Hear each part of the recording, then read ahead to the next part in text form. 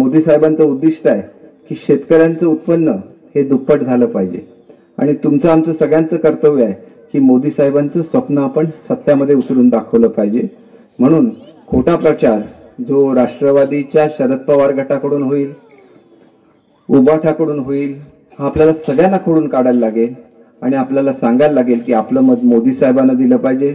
उद्या जर राणेसाहेब आपल्याकडून निवडून आले प्रचंड बहुमताने, ते पुन्हा मंत्री होऊ शकतात। आपले पूर्वीचे खासदार 2 वेळा निवडून आलेले आहेत, तिथं आपलं राज्य होतं दिल्लीला, त्यांना खासदार काय त्यांना कोणी मंत्री केलं नाही, साधं राज्यमंत्री सुद्धा केलं नाही, बरोबर आहे। राणेसाहेब जर निवडून आले तर ते मंत्री होऊ शकतात, ही वस्तुस्थिती आहे। आणि त्याच्यामुळे उद्या तुम्हाला राणेसाहेबांना पुन्हा एकदा मंत्री बनवायचं आहे आणि हे सांगण्यासाठी मी मुद्दाम इथं आलो।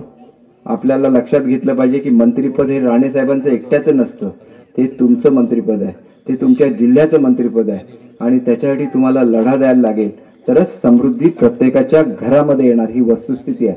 आणि म्हणून तुम्ही सर्वांनी मिळून काम करा।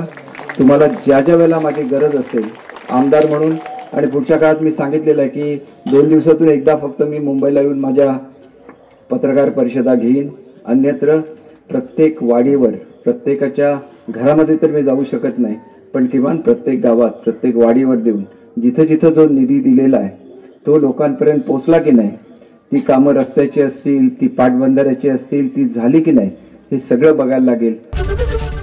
एबीपी माझा, उघडा डोळे बघा नीट।